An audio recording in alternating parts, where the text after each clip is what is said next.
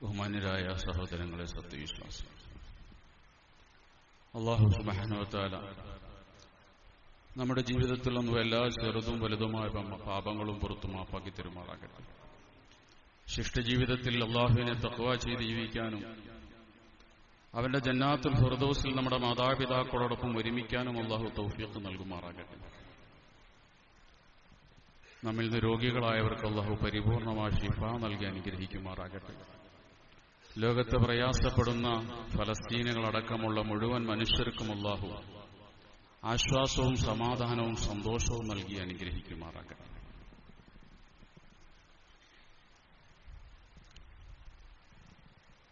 സിറിയയിലെ ഡമാസ്കസിൽ 1938 ജനിച്ച പ്രശസ്ത എഴുത്തുകാരനും പണ്ഡിതനുമാണ് മുഹമ്മദ് നാബൽസി. അദ്ദേഹത്തിന്റെ പ്രശസ്തമായ ഒരു ഗ്രന്ഥമാണ് നിദാഉല്ലാഹിലിൽ മുഅ്മിനീൻ എന്നുള്ളത്. ആ ഗ്രന്ഥത്തിൽ അദ്ദേഹം ഒരു സംഭവം വിശദീകരിക്കുന്നുണ്ട്. ഒരു അറബ് രാജ്യത്ത് ഒരിക്കൽ ഒരു ബ്രിട്ടീഷ് വനിതാ മന്ത്രി സന്ദർശനത്തിനായി എത്തി. അപ്പോൾ ആ മന്ത്രിയെ സ്വീകരിക്കാൻ വേണ്ടി പ്രോട്ടോകോൾ അനുസരിച്ച് അറബ് രാജ്യത്തെ മന്ത്രിയും വളരെ പ്രധാനപ്പെട്ട ഉയർന്ന ഉദ്യോഗസ്ഥരും എയർപോർട്ടിലെത്തി. അങ്ങനെ വനിതാ മന്ത്രിയെ സ്വീകരിക്കുമ്പോൾ ഈ അറബ് മന്ത്രി ഉൾപ്പെടെ എല്ലാവരും അവരെ ഹസ്തദാനം ചെയ്തു, കൈകൊടുത്ത് സ്വീകരിച്ചു. പക്ഷെ ആ കൂട്ടത്തിൽ ഒരു ഉയർന്ന ഉദ്യോഗസ്ഥൻ, അദ്ദേഹം ഈ ബ്രിട്ടീഷ് വനിതാ മന്ത്രിക്ക് കൈകൊടുക്കാൻ തയ്യാറായില്ല. ഇതിൽ കുപിതനായ അറബ് മന്ത്രി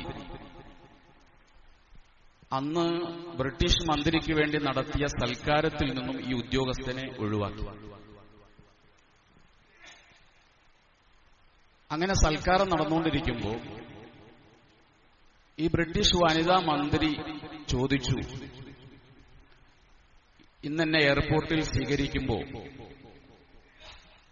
എനിക്ക് ഹസ്തദാനം തരാൻ തയ്യാറാകാത്ത ഉദ്യോഗസ്ഥൻ എവിടെ? അങ്ങനെ അവര് ആ ഉദ്യോഗസ്ഥനെ വരുത്തി. അപ്പൊ ഈ വനിതാ മന്ത്രി അറബ് ലോകത്തെ ആ ഉയർന്ന ഉദ്യോഗസ്ഥനോട് ചോദിച്ചു, നിങ്ങൾ എന്താണ് എനിക്ക് എയർപോർട്ടിൽ വെച്ച് എന്നെ സ്വീകരിക്കുമ്പോൾ കൈ തരാതിരുന്നത് എന്താണ്?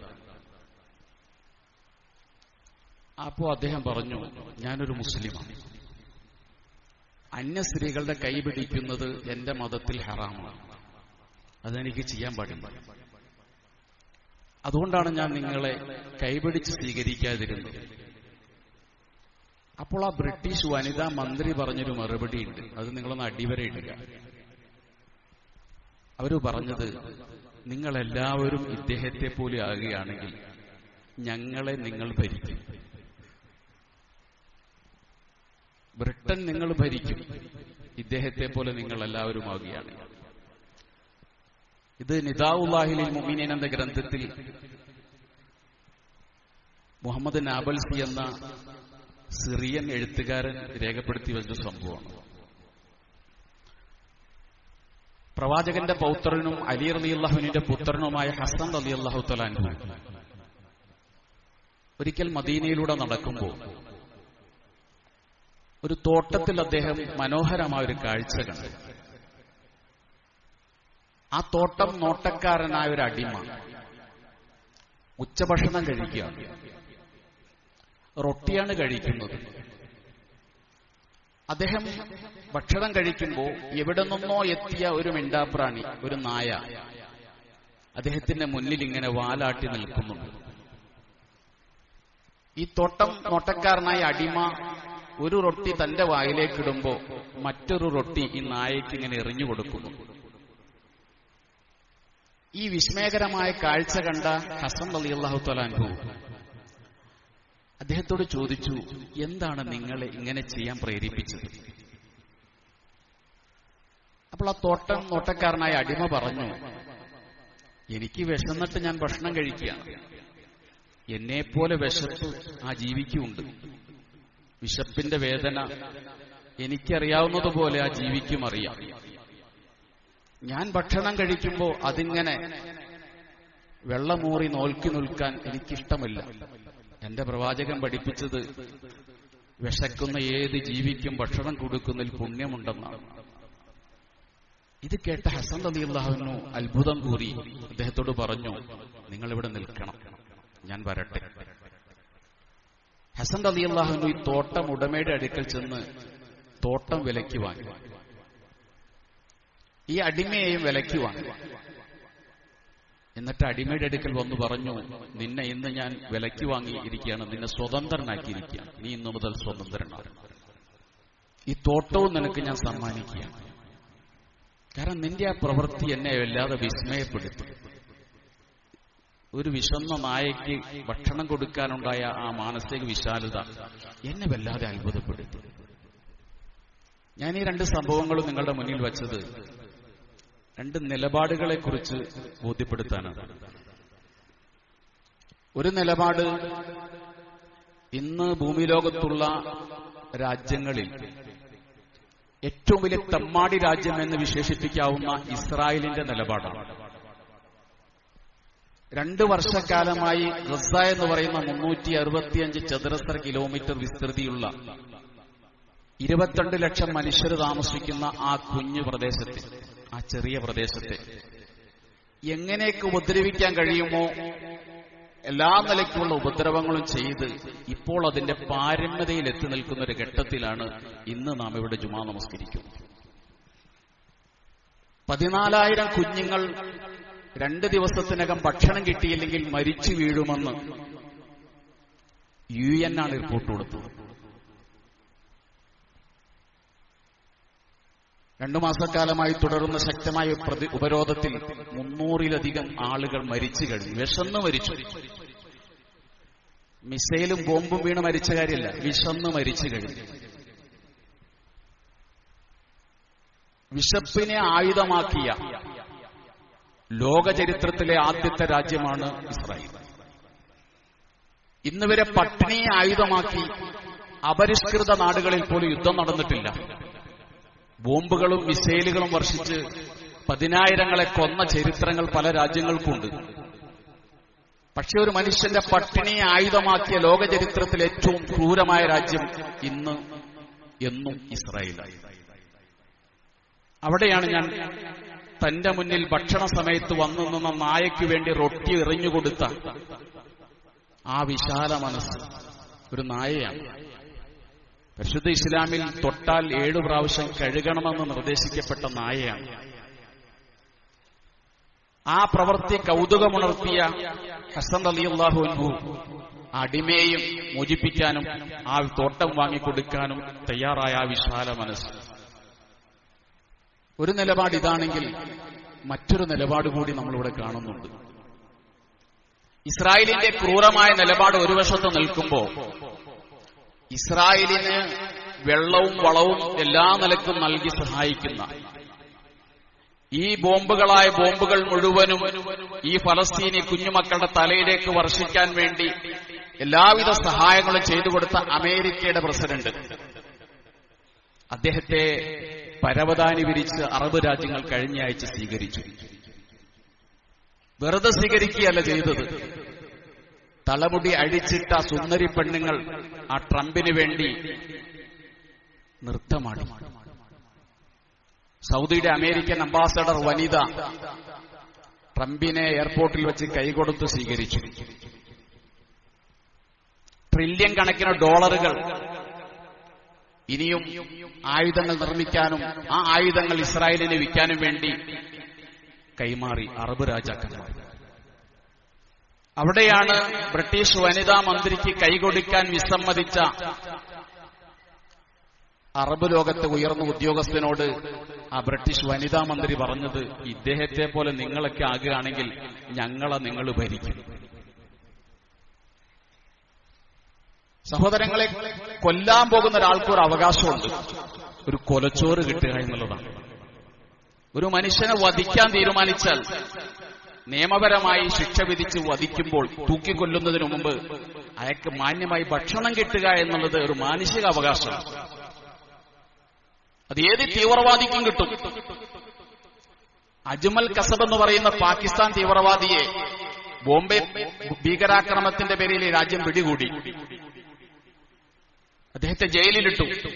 തൂക്കിക്കൊല്ലാൻ വേണ്ടി തീരുമാനിച്ച ദിവസം മുതൽ അജ്മൽ കസബിനോടുള്ള നിലപാട് മാറ്റി.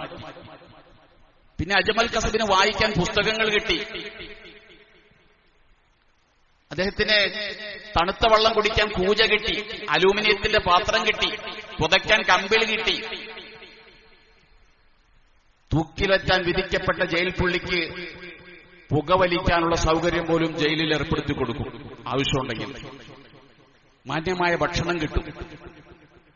ഇതൊക്കെ തൂക്കിക്കൊല്ലുന്നൊരു പ്രതിക്ക് പോലും കിട്ടുന്ന അവകാശമാണെന്നിരിക്കെയാണ് ഈ ബോംബിട്ട് മിസൈലിട്ട് കൊല്ലുന്നതിന് മുമ്പ് പട്ടിണിക്കിട്ട് കൊല്ലാൻ. അത് കാശുമുടക്കില്ലാത്തൊരു കൊലയാണ്, പട്ടിണിക്കിട്ട് കൊല്ലുക. ആയിരക്കണക്കായ കുഞ്ഞുങ്ങളെ പട്ടിണിക്കിട്ട് കൊല്ലാൻ വേണ്ടി ഇസ്രായേൽ എന്ന് പറയുന്ന തമ്മാടി രാഷ്ട്രം തയ്യാറായി നിൽക്കുന്നത്. 2 വർഷമായി തുടർന്ന യുദ്ധത്തിൽ 60,000-ത്തിലധികം മനുഷ്യന്മാർ മരിച്ചു കഴിഞ്ഞു. നിർത്താറായില്ലേ ക്രൂരത നിങ്ങൾക്ക്? 1,00,000-ത്തിലധികം മനുഷ്യന്മാർ ജീവച്ഛവങ്ങളായി ഗസയിൽ നിന്ന് ബാക്കിയാണ്. ഇതിലൊന്നും നമുക്ക് അത്ഭുതപ്പെടാനില്ല. കാരണം ഇസ്രായേൽ അങ്ങനെയാണ്, ജൂതൻ അങ്ങനെയാണ്. പുള്ളിപ്പുലിക്ക് തന്റെ പുള്ളി മായ്ക്കാനാകില്ല എന്നത് പറഞ്ഞതുപോലെ വംശീയത തലയിൽ നിന്നും ഒഴിവാക്കാൻ, തലച്ചോറിൽ നിന്നും വംശീയത ഒഴിവാക്കാൻ കഴിയാത്ത ഒരു വിഭാഗമാണ് ഈ സയനിസ്റ്റുകൾ എന്ന് പറയുന്നത്. 2023 ഒക്ടോബർ 28 നെതന്യാഹു നടത്തിയൊരു പ്രസംഗമുണ്ട്. ഒക്ടോബർ 7 ഗസയിലേക്കുള്ള, ഇസ്രായേലിലേക്കുള്ള ഹമാസിന്റെ കടന്നുവരവിന് ശേഷം 28 അദ്ദേഹം നടത്തുന്ന ഒരു പ്രസംഗമുണ്ട്. ബൈബിളിന്റെ പഴയ നിയമത്തെ ഉദ്ധരിച്ചുകൊണ്ട് നെതന്യാഹു പറഞ്ഞത്, നിങ്ങൾ എല്ലാവരെയും കൊല്ലുക, കുഞ്ഞുങ്ങളെ കൊല്ലുക, മുലയൂട്ടുന്നവരെ കൊല്ലുക, നീതി നടപ്പിലാക്കുക എന്നാണ്. അതുകൊണ്ട് നെതന്യാഹു ചെയ്യുന്നതിൽ നമുക്ക് അത്ഭുതമൊന്നുമില്ല. അത് ചെയ്യാനേ നെതന്യാഹുവിന് കഴിയും. അദ്ദേഹം പഠിച്ചിട്ടുള്ളത് ഈ വംശീയമായ ഉന്മൂലനമാണ്. അവിടെയാണ് ഒരു മനുഷ്യന് ഭക്ഷണം കൊടുക്കുന്നതിന്റെ പ്രാധാന്യത്തെക്കുറിച്ച് ഇവരെയൊന്നും നമ്മൾ മനസ്സിലാക്കി കൊടുക്കേണ്ടത്. അള്ളാഹുവിന്റെ റസൂലിനോട് ഒരാളൊന്ന് ചോദിച്ചു, യാ റസൂലല്ലാഹ് അയ്യുൽ ഇസ്ലാമി അഫ്ളലു, ഈ മതത്തിൽ ഏറ്റവും നല്ല കാര്യം ഏതാണ് റസൂലെ? നമസ്കാരം എന്ന് പറഞ്ഞില്ല, നോമ്പാണെന്ന് പറഞ്ഞില്ല. ഈ ത്വആമു ത്വആം, വിശക്കുന്നവന് ഭക്ഷണം കൊടുക്കലാണ് ദീനുൽ ഇസ്ലാമിലെ ഏറ്റവും നല്ല കാര്യം. മുദർ ഗോത്രം പ്രവാചകന്റെ ബദ്ധവേരികളാണ്.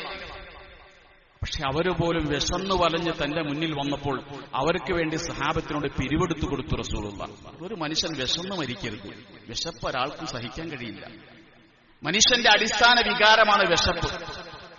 അതുകൊണ്ടല്ലേ മക്കയിലെ കുഫാറുകൾ പ്രയാസപ്പെട്ട സമയത്ത് തന്നെ ആട്ടോടിച്ചവർ, തന്റെ അനുയായികളെ കൊന്നൊടുക്കിയവർ, പക്ഷേ ആ മക്കക്കാർക്ക് വിശന്നപ്പോൾ അല്ലാഹുവിന്റെ റസൂൽ സ്വല്ലല്ലാഹു അലൈഹി വസല്ലം സഹിച്ചില്ല, അവരെ സഹായിച്ചു. മദീനയിൽ നിന്ന് സഹാബത്തിനെ കൊണ്ട് പിരിവെടുത്ത് മക്കക്കാരെ സഹായിച്ചു.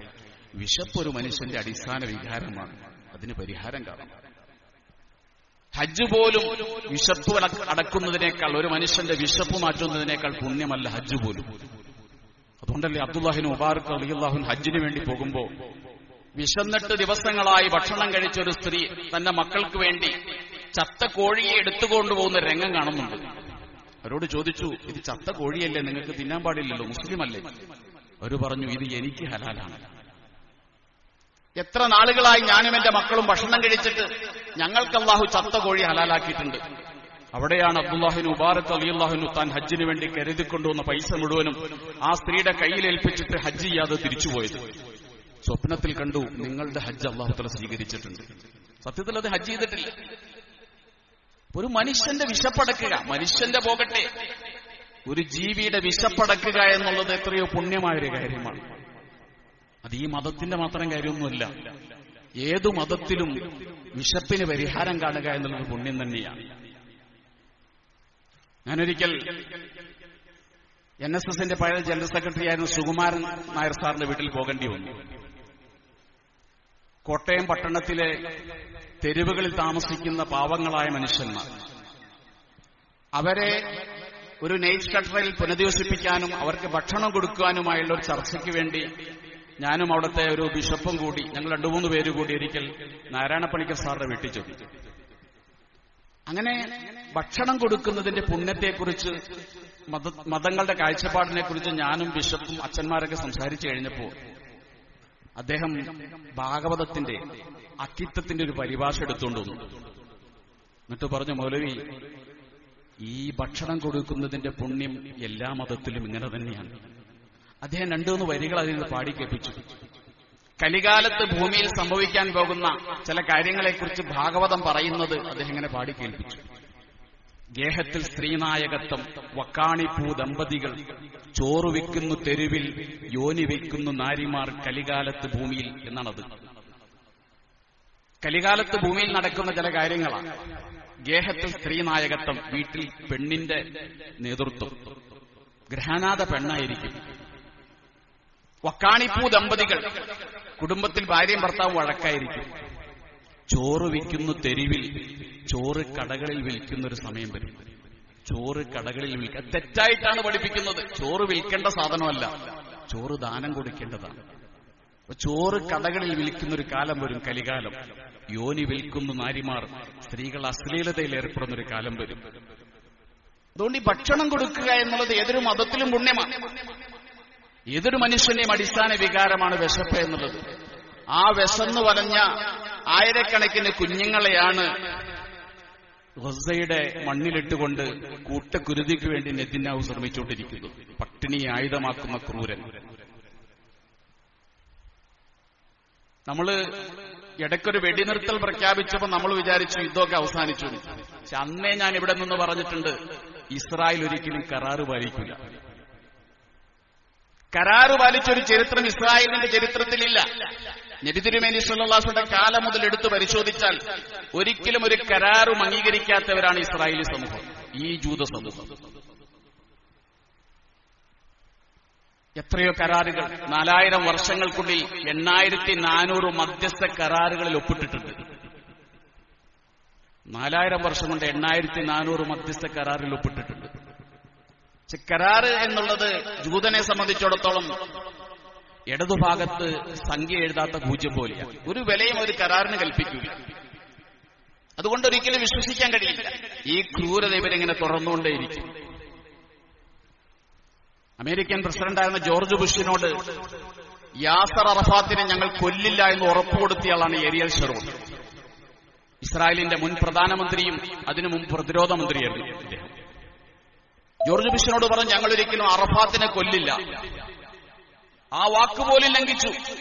അറഫാത്തിനെ കൊല്ലാൻ വേണ്ടി 100 കണക്കിന് നിരപരാധികളായ മനുഷ്യന്മാർ സഞ്ചരിച്ച വിമാനം വെടിവെച്ചിടാൻ വേണ്ടി കൽപ്പിച്ചയാളാണ് ഏരിയൽ ഷെറോൺ എന്ന് പറയുന്ന ഇസ്രായേലിന്റെ മുൻ പ്രതിരോധ മന്ത്രി. പക്ഷെ അതിൽ അറഫാത്തിനെ കൊല്ലപ്പെടാൻ കഴിഞ്ഞില്ല. പിന്നെ വിഷം കൊടുത്തു കൊന്നു. ഒരു കരാറും ഒരു മധ്യസ്ഥയും അംഗീകരിക്കാത്ത ഒരു വിഭാഗമാണ് ഈ ജൂത സമൂഹം എന്ന് പറയുന്നത്.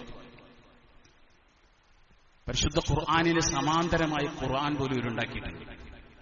അൽ ഫുർഖാനുൽ ഹഖ് എന്ന പേരിൽ ലോകചരിത്രത്തിൽ പരിശുദ്ധ ഖുർആനിന് ഒരു പാരഡി, അതിന്റെ വ്യാജ പതിപ്പിറക്കിയിട്ടുണ്ടെങ്കിൽ അത് ജൂതന്മാരാണ്. അമേരിക്കയിലെ ടെക്സാസിൽ നിന്ന് ഇന്റർനെറ്റിന്റെ സൈറ്റ് വഴി 368 പേജുള്ള ഖുർആൻ പുറത്തിറക്കി ജൂതന്മാർ. അതിന്റെ പേര് അൽ ഫുർഖാനുൽ ഹഖ് എന്നായിരുന്നു. ഇന്ന് നമ്മുടെ ഖുർആനിൽ ഏകദേശം 600 പേജ് ഉണ്ടാവും. പകുതിയോളം പേജുകൾ അവർ എഡിറ്റ് ചെയ്ത് കളഞ്ഞിട്ട് മുസ്ലിമീങ്ങളെ അപകീർത്തിപ്പെടുത്തുന്ന ഭാഗങ്ങൾ അറബിയിൽ പ്രവേശിപ്പിച്ച് വ്യാജ ഖുർആൻ നിർമ്മിച്ചു. അൽ ഫുർഖാനുൽ ഹഖ് എന്ന പേരിൽ അറബ് ലോകം അത് കണ്ടെത്തി. ഇനി എന്താണ് ഈ ജൂത സമൂഹം ഈ മുസ്ലിമീങ്ങൾക്കെതിരെ ചെയ്യാനുള്ളത്? അങ്ങനെ ചെയ്യാവുന്ന ദ്രോഹങ്ങൾ മുഴുവൻ ചെയ്തുകൊണ്ട് ഈ സമൂഹം മുന്നോട്ട് പോവുകയാണ്. അവിടെയാണ് അറബ് ലോകത്തിന്റെ നിസ്സകത. ബ്രിട്ടൻ, കാനഡ, ഫ്രാൻസ്, ഇവരൊക്കെ യൂറോപ്യൻ രാജ്യങ്ങളാണ്. 20ഓളം യൂറോപ്യൻ രാജ്യങ്ങൾ ഈ അടുത്ത ദിവസങ്ങളിൽ പറഞ്ഞു, നെതന്യാഹു ക്രൂരത അവസാനിപ്പിക്കണം, ആ കുഞ്ഞുമക്കളെ പട്ടിണിക്കിട്ട് കൊല്ലരുത്, ഭക്ഷണം കൊടുക്കണം. ബ്രിട്ടനാണ് പറഞ്ഞത്, ഞങ്ങളുടെ വ്യാപാര കരാറുകൾ ഞങ്ങൾ പുനഃപരിശോധിക്കും. അതുപോലും പറയാനുള്ളൊരു ധൈര്യം, ഒരു ആർജവം ഈ അറബി തമ്പുരാക്കന്മാർക്കുണ്ടായില്ല. ഡൊണാൾഡ് ട്രംപിനെ പരവതാനി വിരിച്ച് സ്വീകരിക്കുകയും ട്രില്യൺ കണക്കിന് ഡോളറുകൾ കൈമാറുകയും മുടിയഴിച്ചിട്ട് സുന്ദരികൾ നൃത്തമാടി സ്വീകരിക്കുകയും ചെയ്തു. മറുത്തൊരു വാക്ക് പറയാൻ കഴിഞ്ഞില്ല. അവിടെയാണ് ഈ രണ്ട് നിലപാടുകളെ സംബന്ധിച്ച് നമ്മൾ മനസ്സിലാക്കുന്നത്. വൈക്കം മുഹമ്മദ് ബഷീർ പറയാറുള്ള ഒരു കാര്യമുണ്ട്. സത്യത്തിൽ ഇസ്രായേൽ എന്ന് പറയുന്നത് കേരളത്തിന്റെ അത്ര വലിപ്പമുള്ള ഒരു ചെറിയ രാജ്യമാണ്. ഈ രാജ്യത്തെ ഇല്ലാതാക്കാൻ അതിന്റെ ചുറ്റുമുള്ള അറബികൾ ഒന്നിച്ചൊന്ന് മൂത്രമൊഴിച്ചിട്ടുണ്ട്. പക്ഷെ അറബികൾ ഒരിക്കലും ഒരുമിച്ച് മൂത്രമൊഴിക്കൂല. അത് ഇസ്രായേലിനറിയാം. അതുകൊണ്ട് അറബ് ലോകത്ത് ഭിന്നിപ്പ് സൃഷ്ടിച്ചുകൊണ്ട് തങ്ങളുടെ നിലനിൽപ്പിനെ വഴിയൊരുക്കുകയാണ് ഇസ്രായേൽ ചെയ്തുകൊണ്ടിരിക്കുന്നത്. 57ഓളം വരുന്ന ഓർഗനൈസേഷൻ ഓഫ് ഇസ്ലാമിക് കൺട്രീസിൽ അംഗങ്ങളായ 57 രാജ്യങ്ങളുണ്ട്. അസർബൈജാൻ മുതൽ സാംബിയ വരെ നീണ്ടുകിടക്കുന്ന 57 രാജ്യങ്ങൾ OICയിലെ അംഗങ്ങളാണ്. എന്താണ് ഈ രാജ്യങ്ങൾ ചെയ്തത്? അവരിടയ്ക്കിടയ്ക്ക് ഒരു സമ്മേളനം കൊടുക്കും, കഹ്വ സമ്മേളനം. കഹ്വ കുടിച്ച് പിരിയുക. ഇതാണ് അറബ് രാജ്യങ്ങൾ ചെയ്തുകൊണ്ടിരിക്കുന്നത്. ഒരിക്കലും ഒരു കാർട്ടൂണിസ്റ്റ് ഒരു OICയുടെ സമ്മേളനം കഴിഞ്ഞപ്പോൾ അദ്ദേഹം ഒരു കാർട്ടൂൺ ഇട്ടു. മുസ്ലിം ലോകത്തിന്റെ ഐക്യത്തിന് വേണ്ടിയാണ് ഈ സമ്മേളനം കൂടിയത്. സമ്മേളനത്തിന്റെ തീരുമാനം എന്താ? നമ്മൾ ഒരിക്കലും ഐക്യപ്പെടരുതെന്ന് ഐക്യകണ്ഠേന തീരുമാനിച്ചു. ഇതാണ് സമ്മേളനത്തിൽ തീരുമാനം ഉണ്ടായത്. അതുകൊണ്ട് ഒരുമിച്ച് നിന്ന് ഇസ്രായേൽ എന്ന് പറയുന്ന മുസ്ലിമീങ്ങളുടെ ഫലസ്തീനിന്റെ ആജന്മ ശത്രുവിനെതിരെ പോരാടാൻ കഴിഞ്ഞില്ലെങ്കിൽ ഇനിയും ഗസക്കാർ ഒരുപാട് അനുഭവിക്കേണ്ടി വരും. 948 ഇസ്രായേൽ രൂപം കൊള്ളുന്നത്. 192 വരുന്ന UN അംഗീകൃതമായ രാജ്യങ്ങൾ ലോകത്തുണ്ട്. 161 രാജ്യങ്ങളെ ഇസ്രായേലിന് ഇന്നും അംഗീകരിച്ചിട്ടുള്ളൂ. 21 അറബ് ലീഗിൽ അംഗങ്ങളായ രാജ്യമുണ്ട്. 18 രാജ്യങ്ങളെ അംഗീകരിച്ചിട്ടുള്ളൂ. 57 OIC അംഗങ്ങളായ രാജ്യങ്ങളുണ്ട്. അതിനകത്ത് 10 രാജ്യങ്ങളെ അംഗീകരിച്ചിട്ടുള്ളൂ. 16 രാജ്യങ്ങൾ ഇസ്രായേലിന്റെ പാസ്പോർട്ട് പോലും സ്വീകരിക്കില്ല. ഇങ്ങനെ ലോകത്ത് ഒറ്റപ്പെട്ട് നിൽക്കുന്ന രാജ്യമാണ് ഇസ്രായേൽ. ഇസ്രായേൽ എന്ന് പറയുന്ന ചട്ടമ്പിയെ നിലത്ത് നിർത്താൻ ഒരാൾക്കേ കഴിയുള്ളൂ. മതമിളകിയ ഇസ്രായേലിനെ നിലക്ക് നിർത്താൻ കഴിയുന്ന പാപ്പാന്റെ പേരാണ് റൊണാൾഡ് ട്രംപ്, അമേരിക്കയുടെ പ്രസിഡന്റ്. അയാൾ ശ്രമിച്ചാൽ അടുത്ത മണിക്കൂറിൽ യുദ്ധം അവസാനിപ്പിക്കാം. പക്ഷെ അദ്ദേഹം അത് പറയില്ല. അദ്ദേഹത്തിന് ചില കച്ചവട താല്പര്യങ്ങളുണ്ട്. അദ്ദേഹത്തിനും അദ്ദേഹത്തിന്റേതായ താല്പര്യങ്ങളുണ്ട്. നമ്മുടെ രാജ്യം ഇന്നേ വരെ അത് സംബന്ധമായി പ്രത്യേകിച്ചൊരു സ്റ്റേറ്റ്മെന്റ് ഇറക്കിയിട്ടില്ല. എന്നെ അത്ഭുതപ്പെടുത്തുകയാണ്. ഇന്ത്യ എന്തുകൊണ്ട് മിണ്ടുന്നില്ല? ഇന്ത്യ ഇങ്ങനെ ആയിരുന്നില്ലല്ലോ. ഇന്ത്യ യാസർ അറഫാത്തിനെ ചേർത്ത് പിടിച്ച നാടാണ്. ചേരിചേരാ നയമായിരുന്നു ഇന്ത്യയുടേത്. ഇന്ദിരാഗാന്ധി കൊല്ലപ്പെട്ടപ്പോൾ യാസർ അറഫാത്ത് പറഞ്ഞൊരു വാക്കുണ്ട്: ഇന്ത്യക്കാരെ, നിങ്ങൾക്ക് നഷ്ടപ്പെട്ടത് ഒരു പ്രധാനമന്ത്രിയായിരിക്കാം, പക്ഷെ എനിക്ക് നഷ്ടപ്പെട്ടത് എന്റെ ഒരു സഹോദരിയാണ്. ഇത് പറഞ്ഞ ആളാണ് അറഫാത്ത്. എന്തിയ അറഫാത്തിന്റെ നാടിനെ ഇന്ത്യ മറന്നുപോയോ? ആയിരക്കണക്കിന് കുഞ്ഞുമക്കൾ കൊല്ലപ്പെടുമെന്ന് UN പറയുമ്പോ അരുത് കാട്ടാള എന്ന് പറയാൻ എന്തുകൊണ്ട് ഇന്ത്യക്ക് കഴിയുന്നില്ല? അവിടെ മൈ ഫ്രണ്ട്. ഈ മൈ ഫ്രണ്ട് എന്താണ് ഈ രാജ്യത്തിന് ചെയ്തത്? നമ്മുടെ പ്രധാനമന്ത്രി മൈ ഫ്രണ്ട് എന്ന് വിളിക്കുന്ന ഡൊണാൾഡ് ട്രംപ് എന്താണ് ഈ രാജ്യത്തിന് ചെയ്തത്? എന്ത് കാര്യത്തിലാണ് ഈ രാജ്യത്തിന് നമുക്ക് അനുകൂലമായ ഒരു തീരുമാനം ഉണ്ടായിട്ടുള്ളത്? ചെയ്യാവുന്ന ദ്രോഹങ്ങൾ ലോകത്തിന് ചെയ്യലാണ് അമേരിക്കയുടെ പണി. 1991 സോവിയറ്റ് യൂണിയന്റെ തകർച്ചയ്ക്ക് ശേഷം 4 മാസം കഴിയുമ്പോൾ ഡൽഹിയിലെ ഒരു മഞ്ഞുമൂടിയ സായാഹ്നത്തിൽ കേരളത്തിന്റെ പ്രശസ്ത എഴുത്തുകാരൻ OV വിജയൻ ഡൽഹിയിലെ ഒരു ഫ്ളാറ്റിൽ ഇരുന്നുകൊണ്ട് പറഞ്ഞ ചില കാര്യങ്ങൾ ഞാൻ ഓർത്തുപോവുകയാണ്. Soviet union തകർന്നിട്ട് 4 മാസങ്ങളായിട്ടുള്ളൂ. അന്ന് OV വിജയൻ പറഞ്ഞത് ശീതകാല സമരം, ശീതയുദ്ധം അവസാനിച്ചു, റഷ്യ തകർന്നു, USSR തകർന്നു, ഇനി കാണാൻ പോകുന്നത് പുതിയ യുദ്ധതന്ത്രങ്ങളായിരിക്കും, യുദ്ധത്തിന്റെ പുതിയ തന്ത്രങ്ങൾ പുറത്തെടുക്കും. അതെ, ഇന്ന് കാണുന്ന ഈ പട്ടിണിക്കൊല യുദ്ധത്തിന്റെ പുതിയ തന്ത്രമാണ്. അന്ന് അദ്ദേഹം പറഞ്ഞു, ഒരിക്കൽ അമേരിക്ക ഇന്ത്യയിലേക്ക് ഗോതമ്പ് കയറ്റി അയച്ചു. അമേരിക്ക എങ്ങനെയാണ് ഒരു രാജ്യത്തെ സഹായിക്കുന്നതെന്ന് മനസ്സിലാക്കാൻ ഈ ഒരു കാര്യം മതിയാവും. ഇന്ത്യയിലേക്ക് ഗോതമ്പ് കയറ്റി അയച്ചു അമേരിക്ക. ആ ഗോതമ്പിന്റെ കൂടെ വേറെ ചില വിത്തുകളും കയറ്റി അയച്ചു. ഇന്ത്യയിൽ അത് കൃഷി ചെയ്തു. അത് കഴിച്ചവർക്ക് അലർജി ബാധിച്ചു. അലർജി ബാധിച്ചപ്പോൾ അമേരിക്കൻ കുത്തക മരുന്ന് കമ്പനികൾ ഇന്ത്യയിലേക്ക് മരുന്നിറക്കി.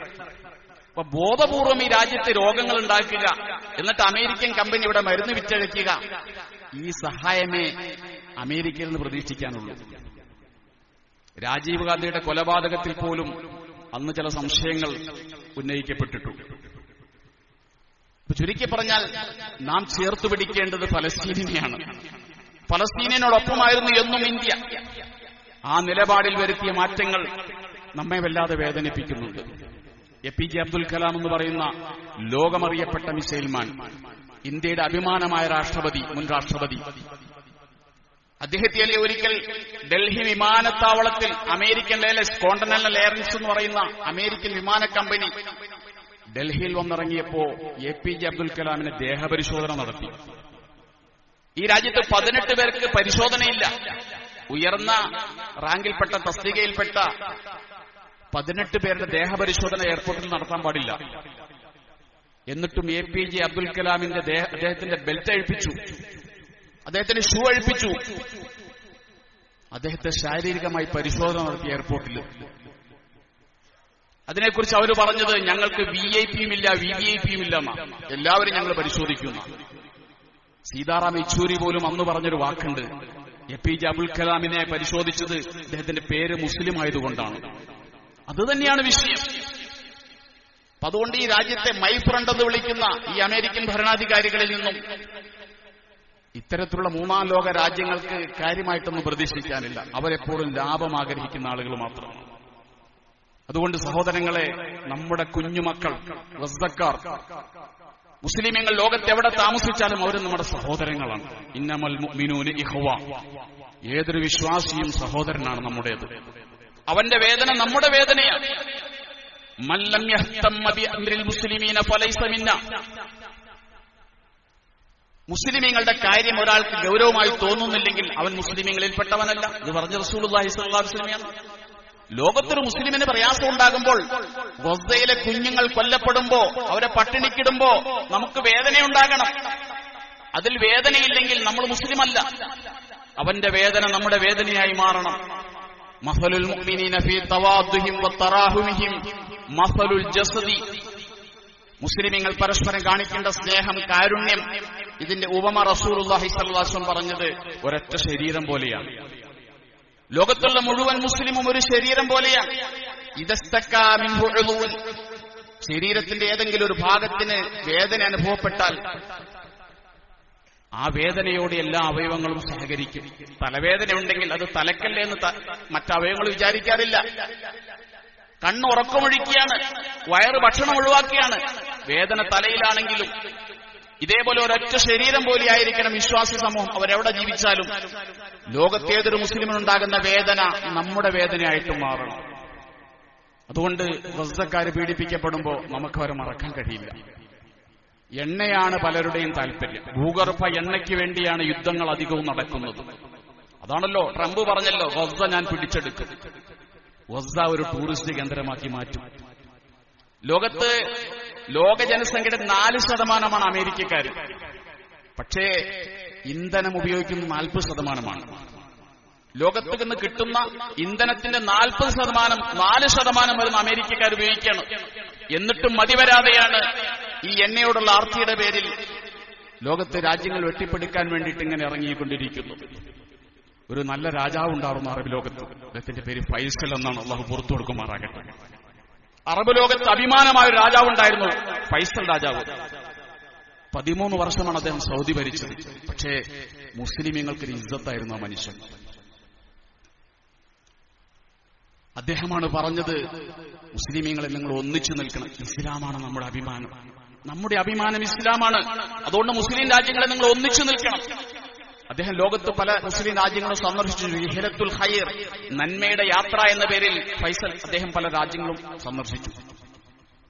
ഈജിപ്തിനെ ഇസ്രായേൽ ആക്രമിച്ചപ്പോ 973 അന്ന് അറബ് ലോകം ഒന്നിച്ച് ഫൈസൽ രാജാവിന്റെ നേതൃത്വത്തിൽ എണ്ണ ഉപരോധം ഏർപ്പെടുത്തി. അന്ന് എണ്ണ ഉപരോധം ഏർപ്പെടുത്തി. ഇന്ന് എണ്ണ ഉപരോധം ഏർപ്പെടുത്താൻ അറബികൾക്ക് ധൈര്യമില്ല. എന്ന് ഫൈസൽ രാജാവ് പറഞ്ഞു, എണ്ണ തരില്ല. നിങ്ങൾ ഈജിപ്തിനെ ആക്രമിക്കുകയാണെന്ന് ഇസ്രായേലിനോട് പറഞ്ഞു. ജമാൽ അബ്ദുൽ നാസർ എന്ന് പറയുന്ന കരുത്തനായ ഈജിപ്തിന്റെ പ്രസിഡന്റിനെ ചേർത്ത് നിർത്തി. അവർ തമ്മിൽ അഭിപ്രായ വ്യത്യാസം ഉണ്ടായിരുന്നു. പക്ഷെ സഹോദരി ബുദ്ധിയ ഫൈസൽ രാജാവ് അദ്ദേഹത്തെ ചേർത്ത് നിർത്തി. അദ്ദേഹത്തെ വെടിവെച്ച് കൊന്നത് സ്വന്തം സഹോദരന്റെ മകനാണ്. അമേരിക്കയിൽ പഠിച്ച സ്വന്തം സഹോദരന്റെ മകനാണ് ഈ ഫൈസൽ രാജാവിനെ കൊട്ടാരത്തിൽ വെച്ച് ഒരു നബിദിന ദിവസം വെടിവെച്ച് കൊന്നത്. കാരണം ഫൈസൽ രാജാവ് പലർക്കും തലവേദനയായിരുന്നു. അദ്ദേഹം ഇസ്ലാമിക സത്വത്തെ കാത്തുസൂക്ഷിക്കാൻ, മുസ്ലിം ലോകം ഐക്യപ്പെടണമെന്ന് ആഗ്രഹിച്ച ഒരു മനുഷ്യനായിരുന്നു ഫൈസൽ രാജാവ്. പിന്നെയുണ്ടായിരുന്നു അബ്ദുള്ള രാജാവ്. അടുത്ത കാലത്തല്ലേ അദ്ദേഹം മരണപ്പെട്ടു. 2006 ഗസയിൽ തെരഞ്ഞെടുപ്പ് നടന്നു. ഇസ്മായിൽ ഹനിയയുടെ നേതൃത്വത്തിലുള്ള ഹമാസിന്റെ ഭരണകൂടം അധികാരത്തിലേറി. അപ്പോൾ ഫതഹ് പാർട്ടി, മഹ്മൂദ് അബ്ബാസിന്റെ നേതൃത്വത്തിലുള്ള ഫതഹ് പാർട്ടി, ആ ഫതഹ് പാർട്ടി അതിനു മുമ്പ് ഇസ്രായേലുമായി ചില കരാറുകളിൽ ഏർപ്പെട്ടിരുന്നു. ആ കരാറുകൾ മുഴുവനും ഇസ്രായേലിന് അനുകൂലമായിരുന്നു, ഗസക്കാർക്കെതിരായിരുന്നു. തെരഞ്ഞെടുപ്പിൽ അവർ പ്രഖ്യാപിച്ചു, ഹമാസ് പ്രഖ്യാപിച്ചു, ഞങ്ങൾ അധികാരത്തിലെത്തിയാൽ മഹ്മൂദ് അബ്ബാസ് ഇസ്രായേലുമായി ഉണ്ടാക്കിയ കരാറുകൾ ഞങ്ങൾ അംഗീകരിക്കില്ല. ഹമാസ് ജയിച്ചു ഭൂരിപക്ഷത്തോടുകൂടി. ഇസ്മായിൽ ഹനിയുടെ നേതൃത്വത്തിൽ ഗസയിൽ അധികാരം ഏറ്റെടുത്തപ്പോൾ സ്വാഭാവികമായൊരു ഭിന്നത PLOയുടെയും ഹമാസിന്റെ ഇടയിൽ ഉണ്ടായിത്തീർന്നു. മഹ്മൂദ് അബ്ബാസും ഇസ്മായിൽ ഹനിയെയും ഖാലിദ് മിഷ്കലും അടങ്ങുന്ന ടീം തമ്മിൽ എതിരായി. യുദ്ധം നടന്നു, വാളെടുത്തു. മുസ്ലിമുകൾ തമ്മിൽ വാളെടുത്തു. 2 വിഭാഗം, പലരും കൊല്ലപ്പെട്ടു. ഇത് കണ്ട് ഇസ്രായേൽ ഊറിച്ചിരിച്ചു. അവരുടെ ലക്ഷ്യമായിരുന്നു ഗസക്കാരെയും ഇവരെയും വെസ്റ്റ് ബാങ്കുകാരെയും തമ്മിലടിപ്പിക്കുക എന്നുള്ളത്. ഇത് കണ്ടുകൊണ്ട് വേദനിച്ച അബ്ദുള്ള രാജാവ്, അദ്ദേഹം സൗദിയുടെ രാജാവാണ്, അബ്ദുള്ള രാജാവ് വിളിച്ചു, മഹ്മൂദ് അബ്ബാസിനെ വിളിച്ചു, ഇസ്മായിൽ ഹനിയെ വിളിച്ചു, ഖാലിദ് മിഷ്കലിനെ വിളിച്ചു, നിങ്ങൾ വരിക കഅബയുടെ മുറ്റത്തേക്ക്. കഅബയുടെ മുറ്റത്ത് 3 പേരെയും കൂട്ടിയിരുത്തിയിട്ട് പറഞ്ഞു, നിങ്ങൾ തമ്മിലടിക്കരുത്. നിങ്ങളുടെ തമ്മിലടി കണ്ട് ഇസ്രായേൽ ഊറിച്ചിരിക്കുകയാണ്. നിങ്ങൾ ഒരുമിച്ച് നിൽക്കണം. നിങ്ങളെങ്ങനെ തമ്മിലടിച്ചാൽ നിങ്ങൾക്ക് നഷ്ടപ്പെടാൻ പോകുന്ന നിങ്ങളുടെ രാജ്യമാണ്, നിങ്ങളുടെ ഖുദ്സാണ്. 2 പേരെയും കൈപിടിപ്പിച്ചു ഒന്നിപ്പിച്ചു വിട്ട രാജാവിന്റെ പേരാണ് അബ്ദുള്ള രാജാവ്. അതുകൊണ്ട് കാര്യങ്ങൾ കൈവിട്ടു പോകുകയാണ്. ഒരു ഭാഗത്ത് പട്ടിണി കിട്ടിയ മനുഷ്യന്മാരെ കൊല്ലാൻ വേണ്ടി ഇസ്രായേൽ ശ്രമിക്കുമ്പോൾ മറുഭാഗത്ത് അതിനാവശ്യമാകുന്ന സഹായങ്ങളെന്ന് തോന്നുന്ന രീതിയിൽ അറബ് രാജ്യങ്ങൾ ഇടപെടലുണ്ടാകുമ്പോൾ യൂറോപ്യൻ യൂണിയനാണ് അവിടെ എഴുന്നേറ്റ് നിൽക്കുന്നത് എന്നുള്ളത് നമ്മെ സന്തോഷിപ്പിക്കുകയാണ്. ബ്രിട്ടൻ അത് പറയാൻ കഴിഞ്ഞല്ലോ, അത് ബ്രിട്ടൻ പറഞ്ഞല്ലോ. അതുകൊണ്ട് ഒരു കാര്യം ഉറപ്പാണ്, ഇസ്രായേലിന് നിലനിൽപ്പില്ല. ഇതിനേക്കാൾ വലിയ സാമ്രാജ്യങ്ങൾ അടിഞ്ഞുപോയിട്ടുണ്ട്, തകർന്നടിഞ്ഞത് നമ്മൾ കണ്ടതാണ്. സൂര്യനസ്തമിക്കാത്ത ബ്രിട്ടീഷ് സാമ്രാജ്യം ഇന്നെവിടെ? അത് തകർന്നടിഞ്ഞു. റോം എന്ന് പറയുന്ന പ്രവാചകൻ സല്ലല്ലാഹുവിന്റെ കാലത്ത് റോമും പേർഷ്യ 2 സാമ്രാജ്യങ്ങളാണ്. ഇന്ന് റോമില്ല. ലോകത്തെ ഏറ്റവും ചെറിയ രാജ്യമെന്ന് ചോദിച്ചാൽ പോപ്പ് ഭരിക്കുന്ന വത്തിക്കാനാണ്. ഏറ്റവും ചെറിയ രാജ്യമായി അത് തകർന്നടിഞ്ഞു. 70 വർഷം ലോകത്ത് നിലനിന്നിരുന്ന സോവിയറ്റ് റഷ്യയിലെ കമ്മ്യൂണിസം തകർന്നടിഞ്ഞു. ഹിറ്റ്ലറിസം തകർന്നടിഞ്ഞു. മുസോളിനി പരാജയപ്പെട്ടു. ഇതൊക്കെ ഇന്നലകളുടെ ചരിത്രങ്ങളാണെങ്കിൽ നെതന്യാഹു എന്ന് പറയുന്ന ക്രൂരനായ മനുഷ്യനും ചരിത്രത്തിൽ ഇതേപോലെ പുറന്തള്ളപ്പെടുകയും ഈ രാജ്യം പരാജയപ്പെടുകയും ചെയ്യും. അള്ളാഹു അത് കാണാൻ തൗഫീഖ് നൽകി അനുഗ്രഹിക്കുമാറാകട്ടെ. ക്രൂരമായി പീഡിപ്പിക്കപ്പെടുന്ന ഗസക്കാർക്ക് അള്ളാഹു നീതി കൊടുക്കുമാറാകട്ടെ. അള്ളാഹു ശത്രു രാജ്യത്തെ, തെമ്മാടി രാജ്യത്തെ അള്ളാഹു പരാജയപ്പെടുത്തുമാറാകട്ടെ. പട്ടിണിയിൽ വലയുന്ന കുഞ്ഞുമക്കൾ, ആ പേക്കോലങ്ങൾ, അതൊന്നും കണ്ടിരിക്കാൻ, ചിത്രങ്ങൾ കണ്ടിരിക്കാൻ പോലും നമുക്ക് കഴിയില്ല.